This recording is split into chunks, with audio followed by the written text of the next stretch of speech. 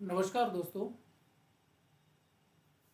आज फिर से मैं नॉलेज इज़ पावर पार्ट 3 के रूप में आप सभी के लिए एक बहुत अच्छा वीडियो लेके उपस्थित हो रहा हूँ। दोस्तों, आज का जो वीडियो है वो वीडियो मैंने एक्सपीरियंस ऑफ माया नगरी यानी कि माया का अनुभव कैसा होता है, माया हम किसको बोलते हैं, माया का अनुभव हम किस तरह से कर सकते हैं, तो माया के ऊपर या फिर माया के अनुभव के ऊपर या फिर माया की दुनिया कैसी होती है, ये सारी बातों की जानकारी के लिए मैंने एक बहुत अच्छा एग्जाम्पल जो कि कथाजनक है, इतना अच्छा कथानक है जिसमें मैंने कृष्ण और सुदामा की एक कथन के साथ शुरू करने की तैयारी की है। तो दोस्तों, कृष्ण और सुदामा का जो संवाद हुआ था और इस माया के बारे में जो संवाद हुआ था, उस कथन को लेके, उस कहानी को लेके एक्सपीरियंस ऑफ माया नगरी यानी कि माया नगरी का अनुभव कैसा होता है, ये सारी बातें मैं आप सबको बताने वाला हूँ। तो दोस्तों, इस कहानी के साथ कुछ साइंटिफिक अप्रोच के साथ भी बाद में मैं आपको माया का अनुभव कैसा होता है ये सारी बातें बताने वाला हूँ।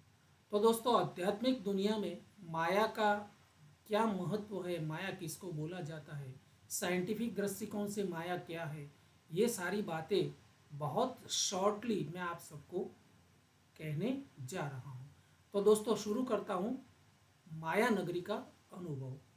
दोस्तों, एक बार भगवान कृष्ण और सुदामा गोमती नदी के तट पर खड़े थे। दोनों बचपन के मित्र थे। सुदामा ने कृष्ण को कहा कि हे कृष्ण, सारी जिंदगी बचपन से मैं आपका दोस्त रहा हूँ, हम दोनों अच्छे मित्र हैं, लेकिन आपने मुझे कभी माया का अनुभव नहीं करवाया है, यानी कि माया क्या चीज़ है, माया हम किसको बोलते हैं, ये सारी बातें आपने मुझे बताई नहीं है। तो माया का रहस्य जो है, माया का अर्थ है, माया का अनुभव है, वह आप मुझे थोड़ी बताने की और अनुभव करवाने की कृपा कीजिए।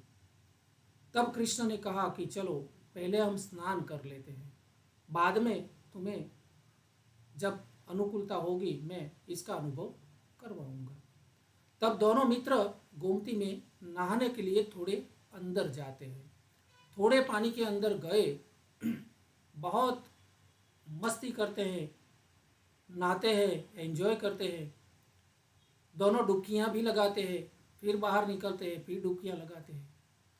थोड़ी देर के बाद कृष्ण बोले कि अब सुदामा तुम स्नान करो, मैं बाहर जाके पीताम्बर वगैरह पहन के तुम्हारा इंतजार करता हूँ। तब कृष्ण गोमती के तट पर गए। अपना शरीर लूछने के बाद वो अपना पीताम्बर पहन रहे थे और सुदामा जी तो गोमती के अंदर डुबकियां लगा रहे थे। सुदामा ने जैसे अब एक डुबकी लगाई, ऐसी डुबकी लगाई कि उसको एक ऐसा अनुभव हुआ कि वो एक कोई नगरी, कोई नगर के सामने खड़े हैं और चलते चलते जैसे वहाँ खड़े थे, एक हाथीनी आती है। वो हाथीनी की सूंड में एक फूलहार, फूलों की माला थी, वो उसने सुदामा के गले में पहना दी। उसके पीछे बहुत बड़ी जन समुदाय खड़ी थी, तो बहुत सारे लोग भी हाथीनी के साथ में थे। फिर सुदामा ने बोला कि भाई मुझे ये माला क्यों पहनाई गई। तब जनता ने, लोगों ने कहा कि भाई हमारा राजा जो है उसकी आज मृत्यु हो गई है और हमारा नियम है, इस नगरी का नियम है कि जब राजा की मृत्यु हो जाती है तो यह हाथीनी को एक फूलों की माला दी जाती है। जब हाथीनी दौड़ती है, चलती है, तो उसको सबसे पहले जो भी इंसान मिलता है उसके गले में वो माला पहना देती है, वो ही हमारा राजा बनता है। बोले कि मुझे राजा नहीं बनना है, लेकिन आपको बनना पड़ेगा। तो सुदामा को राजा बनना पड़ा। सुदामा जी तो बहुत बड़े राज्य का, साम्राज्य का राजा बन गए। राजा बनते बनते बनते थोड़े दिन बीते, उसकी शादी बहुत अच्छी राजकुमारी से उसकी शादी करवा दी। बहुत सुख सुख संपत्ति से और साम्राज्य का कारोबार चलाते चलाते अपनी राजगादी संभालते थे। ऐसे में एक दिन उसकी जो पत्नी थी, यानी कि राज एक राज्य के राजा की पत्नी, उसका देहांत हो जाता है। सुदामा की पत्नी अब इस दुनिया में नहीं रही। तब उसके अग्नि संस्कार करने सब लोग जा रहे थे, सुदामा जी भी साथ में थे। अग्नि संस्कार के वक्त लोगों ने सुदामा को बताया, महामंत्री ने भी बताया कि सुदामा जी अब आपका क्या विचार है। तो सुदामा जी ने बोला, अब मैं क्या कर सकता हूँ, जैसी ईश्वर की इच्छा। तो लोगों ने बोला कि हमारे यहाँ ऐसा रीति रिवाज है, नीति नियम है कि जिसकी पत्नी मर जाती है, तो जिस राजा की पत्नी, जब राजा की पत्नी मर जाती है तो राजा को भी उसकी पत्नी के साथ अग्नि में स्नान करना पड़ता है और अपना जीवन न्योछावर करना पड़ता है, उसके साथ में जाना पड़ता है। सुदामा जी बोले कि मैं क्यों जाऊँ, जो थी वो ईश्वर की इच्छा थी, जो हो गया ईश्वर की इच्छा से हुआ है, तो इसमें मेरा क्या दोष है। मुझे भी अग्नि में क्यों बैठना पड़ेगा और अपने अपने शरीर को त्यागना पड़ेगा, मेरा क्या दोष है, तो मैं तो जीना चाहता हूँ।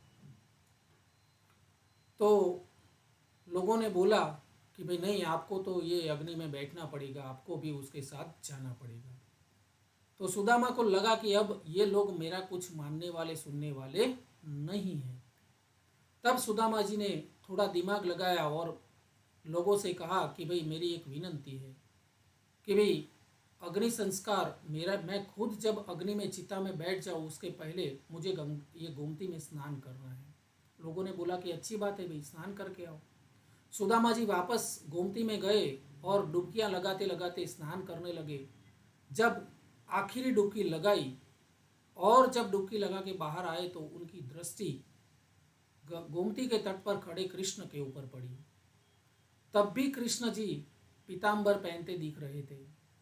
तुरंत बाहर दौड़ते आए और पूछा कि कृष्ण, ये क्या है, ये कौन सी माया थी, ये मैंने क्या देखा, कौन सा स्वप्न देखा। जब मैं ना रहता, डुबकी लेके बाहर निकला, डुबकी लगाता था और एक डुबकी ऐसी लगाई कि मुझे कुछ ऐसा लगा, तो ये सब क्या है। मैंने तो ऐसा देखा कि मैं एक महाराजा बन गया, शादी हो गई, अच्छे दिन मेरे गुजरने लगे, फिर एक दिन मेरी पत्नी मर गई, उसके साथ लोगों ने मुझे जलाने का प्रयास करते थे, तब मैं तो घबरा गया। तब कृष्ण ने बोला कि सुदामा जी, बस यही मेरी माया है। आप बार बार मुझे बोलते थे कि हे कृष्ण, मुझे माया का अनुभव करवाइए, तो मैंने आपको माया का थोड़ा सा अनुभव करवाया। यही आपकी दुनिया है, यही माया है, यही माया जो है उसी की कमाल है। तो बोले कि माया तो बहुत विचित्र है, यही माया है। तो क्या, हाँ भाई यही माया है हे सुदामा जी, ये संसार खुद एक माया है। जो हम देख रहे हैं वो एक माया का ही भाग है। ये सारी माया जिसको हम संसार बोलते हैं, जो काल्पनिक है, जो सत्य नहीं है, जो वो ही माया है। तो इसी माया नगरी में आप जितने क्षण, जितने पल मेरे साथ बिताते हैं, मेरा नाम लेके बिताते हैं, यानी कि नाम जप के द्वारा, रूबरू मेरे साथ होने के द्वारा या फिर भक्ति के द्वारा, जितनी क्षण, जितनी पल आप मेरे साथ होते हैं, तब आप माया से परे होते हैं। बाकी की हर एक पल, हर एक समय आप माया का ही हिस्सा होते हैं। तो यही माया है, माया, ब्रह्म, ये सारी बातें इस तरह से आपको मैं अनुभव करवाने जा रहा था। तो हो सके तो ज़्यादा से ज़्यादा पल मेरे साथ, मेरे नाम के साथ बिताने का प्रयास कीजिए, ताकि उस माया से आप दूर रह सके और सत्य का जो है वो सामना कर सके, सत्य के सानिध्य में ज़्यादा से ज़्यादा रह सके। दोस्तों यही बात जो माया की है, कृष्ण और सुदामा के द्वारा बताई गई ये कहानी के द्वारा, उसी तरह से कुछ वैज्ञानिक आधार के द्वारा मैं आपको थोड़ा बताने का प्रयास करूंगा। दोस्तों यहाँ पर मैंने लिखा है कि माया मनुष्य के जीवन का आधार है, यानी कि माया के बगैर भी हम नहीं रह सकते हैं। माया मनुष्य के जीवन के आधार है। संसार में जो दिखता है, संसार में जो दिखता है वह सब माया है, लेकिन इसी में संसार जो है वो संसार का पूरा अस्तित्व है। माया ब्रह्म की ही शक्ति है जो सत्य को ढंक देती है। माया का अर्थ है जो अनुभव तो किया जा सके। माया का सही अर्थ क्या है मित्रों? जो अनुभव तो किया जा सके लेकिन उसका कोई भी अस्तित्व न हो। आभासी दुनिया ही इसी का नाम है, यानी कि माया सिर्फ आभासी दुनिया है।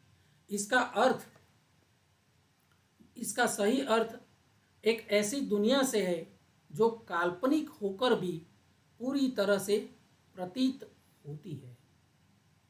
ये माया पूरी काल्पनिक तो है लेकिन पूरी तरह से सच प्रतीत होती है, यानी कि हम सबको ये सच लगती है जो हम जी रहे हैं, आज इस संसार में जी रहे हैं। और वैज्ञानिक दृष्टिकोण से अगर सोचे तो दोस्तों विज्ञान ने भी वर्चुअल रियलिटी जो है वो वर्चुअल रियलिटी और कंप्यूटर टेक्निक की वजह से एक ऐसी दुनिया विज्ञान भी बना सकता है जिसमें आभासी संसार के असली होने की अनुभूति होती ही है। यानी कि विज्ञान कंप्यूटर तकनीकी से और कुछ वैज्ञानिक प्रयोगों के आधार पे एक ऐसी दुनिया खड़ी कर सकता है जो हमें सच्ची दिखे। एक कृत्रिम और 3 डायमेंशन एटमॉस्फेयर भी विज्ञान बना सकता है तथा उसे इस तरह पेश किया जाता है कि निसंदेह उसे ही वास्तविक समझा और स्वीकार कर लिया जाता है।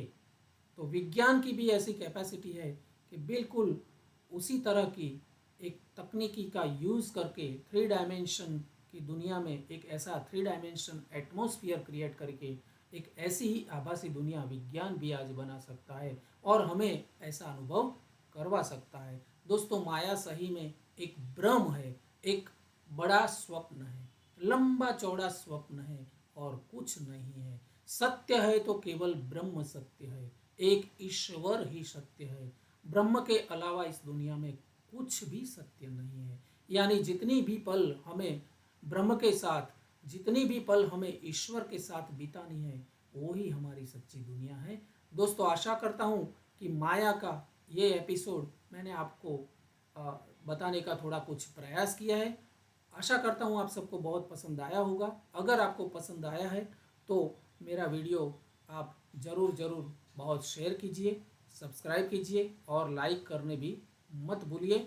नेक्स्ट वीडियो में आप और भी बहुत अच्छी कहानी के साथ अध्यात्म की दुनिया में मैं आप सबको बहुत कुछ सुनाने वाला हूँ। Wait for next video. धन्यवाद।